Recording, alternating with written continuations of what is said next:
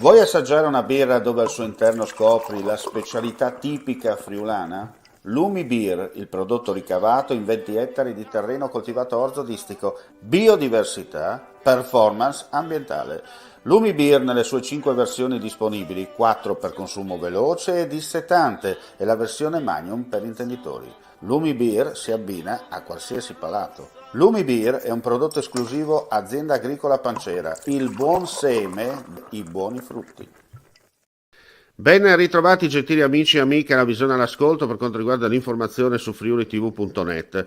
La squadra mobile di Udine, in collaborazione con la Polizia di Frontiera di Ciampino, ha eseguito 2 ordini di carcerazione disposti dalla Procura di Udine nei confronti di un uomo di 53 anni e una donna di 27, entrambi romeni.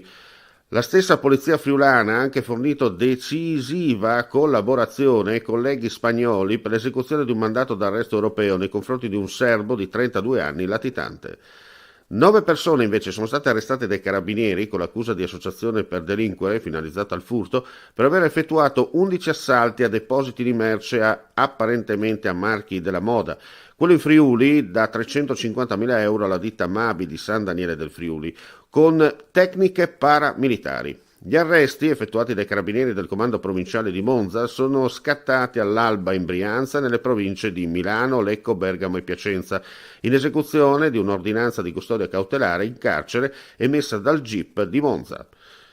Sono entrati di notte dopo aver fatto 2 tentativi nei giorni 8 e 11 aprile scorsi. Secondo una prima supposizione si tratta di almeno 3 persone che, salendo dalle scale esterne sul retro dell'edificio, hanno prima rotto una rete e poi hanno raggiunto la finestra del primo piano spaccandone una e introducendosi così all'interno dell'istituto scolastico.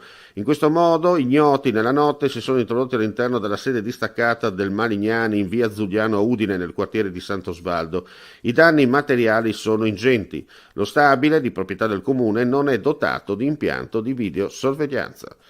Con l'arrivo della stagione estiva, la regione Friuli Venezia Giulia riapre i servizi marittimi e fluviali attivi per incentivare i turisti a scoprire il territorio e improntati in particolare all'integrazione con la mobilità ciclistica.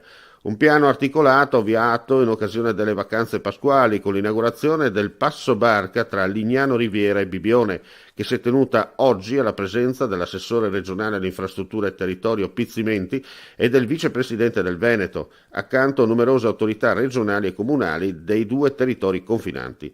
Per i 2 rappresentanti degli esecutivi regionali è stata anche l'occasione per rinsaldare la collaborazione tra 2 regioni sul fronte della valorizzazione dei servizi turistici. E con questa notizia chiudiamo qui questa edizione live. Ulteriori news sul nostro sito friulitv.net. Grazie per la visione e l'ascolto e non resta che augurare a tutti voi un buon proseguimento di giornata. C'è chi ti promette la luna, chi ti promette le stelle, chi farà un nuovo universo se sarà il caso. Noi non ti promettiamo, facciamo. Media Triveneto, il nuovo network del Nord-Est. Chiama senza impegno allo 0434 31 63 25, orario ufficio, dal lunedì al venerdì. info@mediatriveneto.com.